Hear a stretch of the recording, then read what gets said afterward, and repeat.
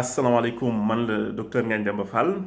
di ñëwaat rek comme ni ma koy defee saa su ne di def ay analyse ci scène politico-médiatique bi tey nag dama ñëw ci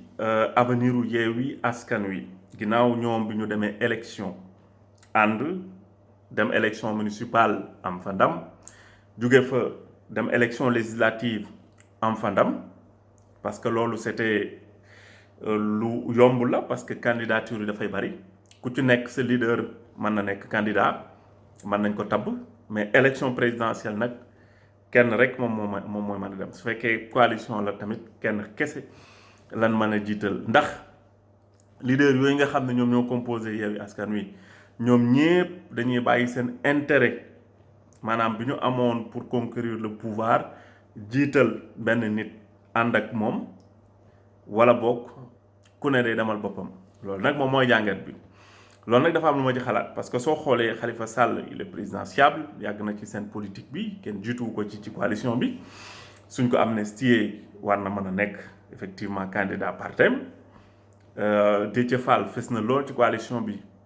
war na mën a nekk aussi candidat par thème Aïda Mbodj aussi war na mën a nekk candidat mouvement Cheikh Tidiane Youm également bu PUR war na mën a nekk candidat PUR également pour élection présidentielle yi nga xam ni ci lañ jëm d'autant plus que PUR amoon na candidat ci élection présidentielle yu wees yi donc ak ñeneen docteur Babacar Diop ainsi de suite en tout cas leader yi nga xam ñoom ñoo gën a fës ci Yewwi Askan Wi ku ci nekk sa parti war na la mën a jiital pour nga dem nekk candidat ci élection yi nga xam ni ca lañ jëm sans oublier effectivement Ousmane Sonko mi nga xam ne moom déjà déclaré na candidature ba pare waaw ndax leader yooyu noonu dañuy choisir demal seen bopp au détriment de voilà liggéey bi nga xam ne liggéey nañ ko ci ay weer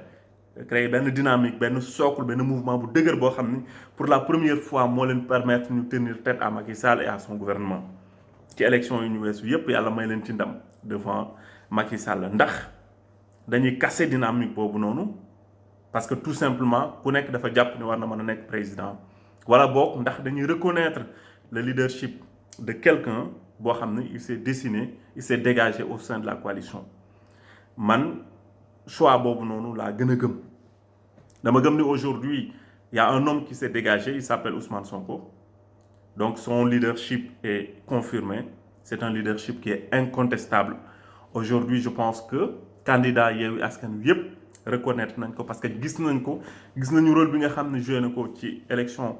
législative yi ak mbooloo mi nga xam ni ànd na ak moom je pense qu'aujourd'hui si quelqu'un se dégage au sein de la coalition pour représenter pour être véritablement le candidat de la coalition ce sera bien sûr Ousmane Sonko ndax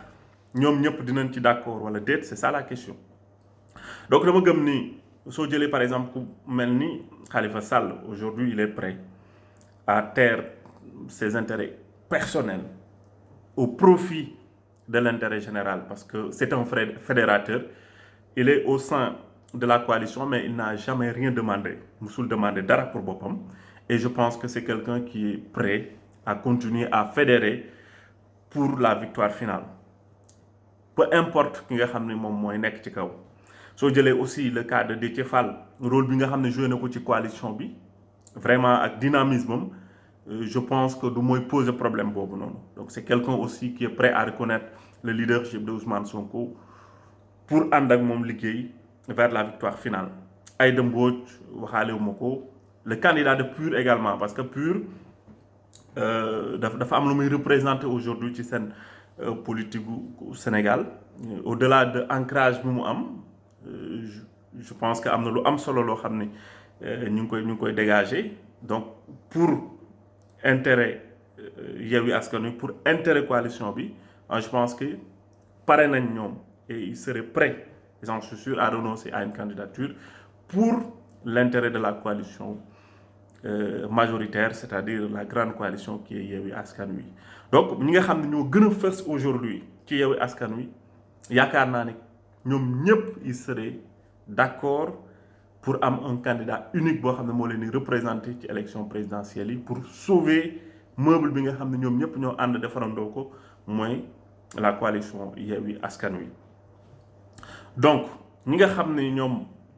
ñoo ma wóorul mooy ñi nga xam ni vraiment seen représentativité en tout cas ci biir Yewwi Askan Wi des na par exemple soo jëlee ku mel ni Cheikh Bamba Dièye ñi nga xam ne ñoom déjà ils sont déjà à l'écart depuis élection locale yi ba ci élection législative presque kenn déggatu leen nekkuñu ci biir génnuñu mais génn presque leen gën a jege. Le cas également de docteur Babacar Diop, le maire de Thiès, pose problème. Moi aussi, peut-être, il ne serait pas d'accord. Mais en tout cas, les leaders les plus représentatifs de la coalition seraient et pourraient être d'accord pour une candidature unique pour conquérir le pouvoir ci élection 2024 et pour pouvoir faire face aux candidats de Benno Bokk Yakaar, tout en sachant que dans tous les cas Macky Sall bokk. Donc Benno Bokk Yakaar dina am un candidat, donc le candidat de Benno Bokk Yakaar fera face au candidat de Yewwi Askan Wi et que je pense que Yewwi Askan Wi foofu la gën a ëpp chance pour dem parce que dynamique bi nga xam ni créé nañ ko ak sénégalais ni ñu leen bàyyee xel ci ànd bi ñu ànd bis bu ñu demee ba dislocation am ça peut poser problème mën na am lu bari loo xam ni mën na ko yàq. Donc pour éviter cela les leaders seraient quand même prêts à boole seen force pour dem ensemble jiital candidat bi nga xam ni moom lañ jàpp ni moo gën a mën a dem pour jàmmarloo ak yeneen coalition yi. Donc soo jëlee aujourd'hui l'intercoalition gars yi ñu ngi koy wax naan du dem ak dina dem c'est pas du problème l'intercoalition du problème parce que l'intercoalition c'est juste au niveau de l'Assemblée nationale ñu déggoo ci liggéey bi ñuy war a def ci Assemblée nationale en tant que député mais man gëm naa ni wàllu dafay am candidat mais ce qui est à mon sens très normal parce que soo xoolee tous les partis historiques donc dañu disparaître ci seen politique bi PS dee na ay PIT dee nañ ay AFP dee na Rewmi dee na donc parti démocratique sénégalais rek moom moo ci des donc ñoom dañu nar a profité ci situation bi nga xam ni am nañ ko ci élection législative pour dundalaat seen parti. Donc ñu dem élection présidentielle ak seen candidat serait très normal donc le candidat peut-être qui se dessine fekkee amnistie nañ ko ça sera Karim Wade donc ñu dem élection je pense que yàqalul dara Yewwi Askan Wi parce que Yewwi Askan Wi déjà ñu ngi woon ci dynamique ba pare li mën a yàqal Yewwi Askan Wi mooy ñoom ñu tasaaroo mais wàllu était déjà dans une dynamique ci élection yi passé donc loolu je pense que du poser problème et que loolu aussi c'est bien pour wàllu parce que wàllu quand même dañu soxla dundaat et que mën nañ profité ci élection présidentielle yi comme ni ñu ko defee ci élection législative pour gën a dundalaat seen parti. Donc en tout cas gis naa ni 3 grandes coalitions quand même se dessinent ci élection yi mooy la coalition Yewwi la coalition Wallu et la coalition Benno Bokk Yakaar ñoom ñoo nar a jàkkaarloo nag jàmmarloo ci élection présidentielle yi ñu jëm. Après il y aura d'autres partis yi nga xam ne par exemple le cas de Bougane mi nga xam ne day demal boppam. Mais enjeu bi du nekk foofu enjeu bi du nekk ci candidature individuelle yi mais l'enjeu sera ci grande coalition yi foofu lay nekkee et que je pense que loolu dina nekk lu am solo ci élection yi et que Yewwi en tout cas dynamique bi nga xam ne moom la ñu jëlee ko ci locales yi jëlee ko ci législatives yi et que cette dynamique là forcément suñu continuer noonu ça va se répéter ci élection présidentielle yi parce que cette dynamique est déjà ancrée au sein des populations au sein des Sénégalais donc continuité rek la mën a doon mais recul mënul am donc jàngat boobu daal laa amoon ci par rapport ak avenir u Yewwi Askan Wi ci présidentielle 2024 yi nga xam ni moom lañ jëm et que yaakaar naa ni dina am solo ndax lu bari dina ci feeñ sans compter la candidature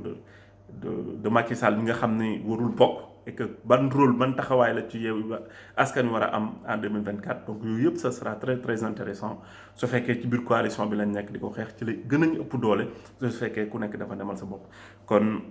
jaa ngeen jëf di leen ziar bu baax di leen sant di leen jox dig daje kon beneen yoon jaa ngeen jëf.